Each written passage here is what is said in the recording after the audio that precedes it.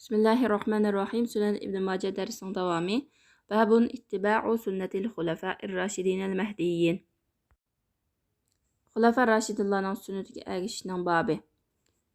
Xulafa rashidin mahdiyyin deganim degan gap deganda, xulafa degan payg'ambar alayhissalomning izbosarlari degan gap.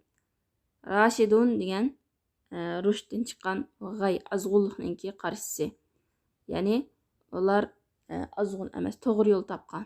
Mahdiyin degan Alloh taolo ularni hidoyat qilgan degan gap. Alloh taolo ularni hidoyat qilgan to'g'ri yo'l ustidagi payg'ambar alayhissalomning izbosarlarining sunnatiga ergashish. Bular bo'lsa Abu Bakr roziyallohu anhu, unda Umar roziyallohu anhu, Osmon roziyallohu anhu va Ali roziyallohu anhumlardir.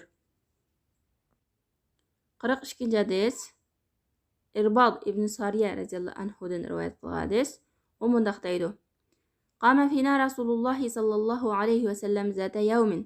Ma'lum bir kuni Rasululloh sallallohu alayhi va sallam bizning ichimizda turib, bizga nihoyat balog'atlik, ta'sirlik bir va'z nasihat qilgan bo'lib, vajilat minhal qulub, qalblar uningdan titrab ketdi, qo'rqib ketdi. Vajilat degan qo'rqib ketdi degan. Va zarafat minhal uyun, uning ko'zi aqib ketdi degani, ko'zlardan yoshlar to'kildi. Faqila ya Rasululloh, deyildiki ey Allohning payg'ambari sallallohu alayhi va sallam, va'aztana maw'izata muwaddi'in fa'had ilayna bi ahdin. O'zlari bizga xuddi bizni xo'shishayotgan kishiga o'xshash bir va'z nasihat qillar. Xuddi bu va'z nasihatlardan xuddi siz bizdan xo'shishayotgandeklar. Shunga bizga fa'had ilayna bi ahdin, shunga bizga bir oz va'z nasihat qilsizlar, vasiyat qilsizlar, bu yaxshi ishlarni buyursizlar. Faqala Rasululloh sallallohu alayhi va sallam, Allohning payg'ambari sallallohu alayhi va sallam dediki, alaykum bi taqvalloh. Oldi bilan qilgan nasihati sizlar Alloh taologa taqvolik qilinglar deyishdan iborat bo'ldi. Birinchi bo'lib qilgan nasihati Alloh taqvodorlik qilishni lozim tutinglar. Vas-sam'i wat-ta'a va in abadan habashiyyan. Agar u habashi bir qul bo'lgan taqdirim ham anglanglar va itoat qilinglar. Birinchi vasiyat Alloh taqvodorlik qilish bo'lsa, ikkinchidan ish ustidagilarga, mas'ullarga, amir, xalifalarga itoat qilish, anglash so'zlarini. Albatta anglash, itoat qilish, agar ular Alloh taologa osiylik qilishga buyurilgan ahvol ostida bo'ladi. Agar Alloh taologa osiylik qilishga buyursa, u chaqda itoat qilinmaydi. Amdi va in abdan habashiyyan. Habashi qul bo'lsa-mu deganda, bu bir xabar. Ya'ni payg'ambar alayhisalom shunday misol keltiryapti ta'kidlash uchun itoatni. Agar qul sizlarga boshqa qilib qolgan taqdirda itoat qilinglar deb navoda degan gap. Ammo payg'ambar alayhisalomning boshqa hadisi bor, ochiq kelgan, u bo'lsa-mu xalifa faqat Qurayshdan bo'ladi. Shuning uchun xalifa bo'lgan vaqtda xalifa Qurayshdan bo'ladi. Ammo boshqalar masalan tag'allub qilish orqali, g'alaba qilish orqali xalifa bo'lgan bo'lsa, uning ishi dastlab xato bo'lsa-mu, lekin xalifa bo'lib bo'lgandan keyin uningga itoat qilish kerak. Albatta, shar'iy qoidalarga rioya qilgan asosda bo'lgan bo'lsa, yo'lliq bo'lgan bo'lsa uning keyingi ishlari. Va satarawna min ba'di ixtilafan shadidan fa alaykum bi sunnati. Sizlar mendan keyin, ya'ni men o'lib ketgandan keyin qattiq ixtilofni ko'rishlar. O'chaqsizlar mening sunnatimni lozim tutinglar.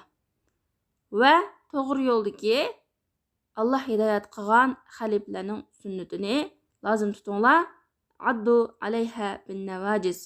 Eziq tishinglar bilan tishlanglar degani, kishilar taraf-tarafdan sizlarni har yo'llarga chaqirsa-mu, har yo'llarga da'vat qilib tatib ketsa-mu, sunnatimni ching tutinglar, xulafa rashidillarning sunnatini ching tutinglar va eziq tishinglar bilan chingishlar, ya'ni mustahkam turinglar, tavrinib qolmanglar.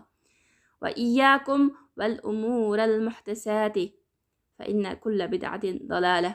Dinda yangidan paydo bo'lgan ishlardan hazar eylanglar, ehtiyot qilinglar, chunki har bir bid'at, dinda yangidan paydo qilingan ishlar azg'unlikdir va har qanday bir azg'unlik do'zaxda deb boshqa hadis kelgan.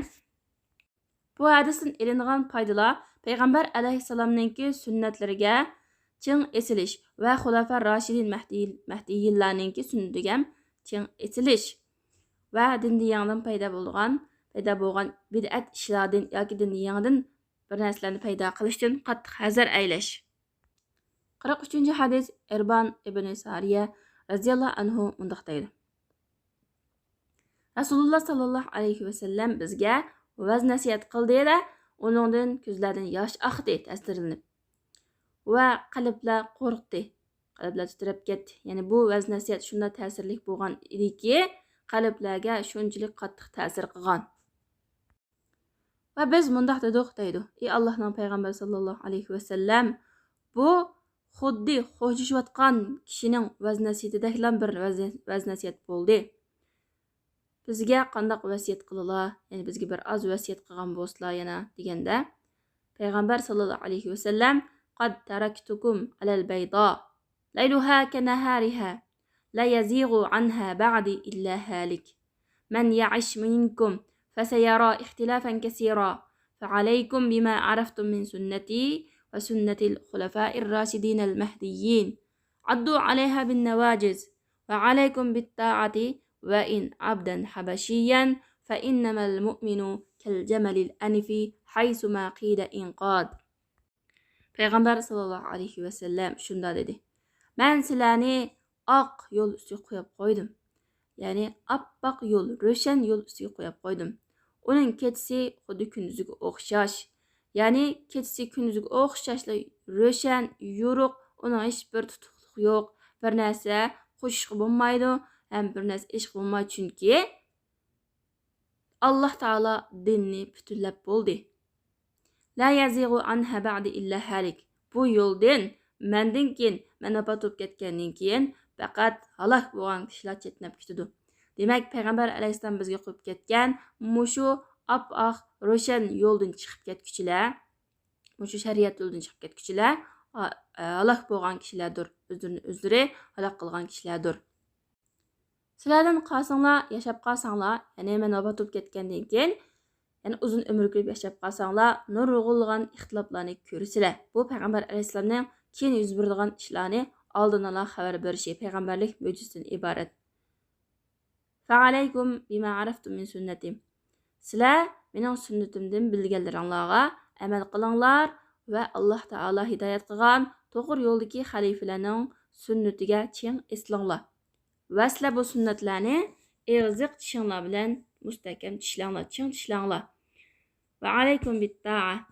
Agar sizlarga bir habashiy qul boshliq bo'lib qolgan taqdirda itoatni lozim tutinglar. İtaat qilinglar. Biz buni bu yerda bo'ldik. Itoat qilish Alloh taologa osiylik qilmaydigan ishlarda bo'ladi va xalifa Qurayshdan bo'ladi. Bu bir xabarning o'rnidagi hadis.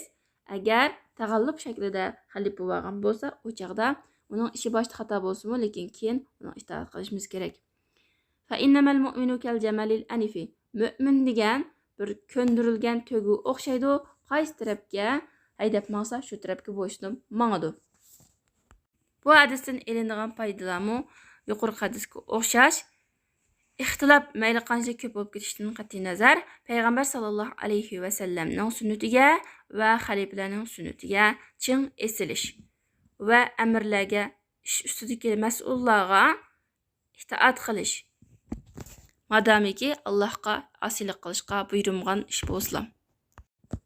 44. hadis bu Irbad ibn Sariya radhiyallohu anhu rivoyat qilgan. Salla bina Rasululloh sallallohu alayhi va sallam salati subh. Payg'ambar sallallohu alayhi va sallam bizga bomdod namoz o'qib berdi. Ondan bizga yuzcha oldini qilib turib, ya'ni bizga oldini qilib turib, noyati ta'sirlik, balog'atlik vaz nasihat qildi. Fa zakara nahvahu. Ondan mushu hadisni ilgirki o'xshash zikr qildi ravi. Ya'ni bu hadismi ilgirki hadisga o'xshash, ammo bu boshqa yo'ldan kelgani.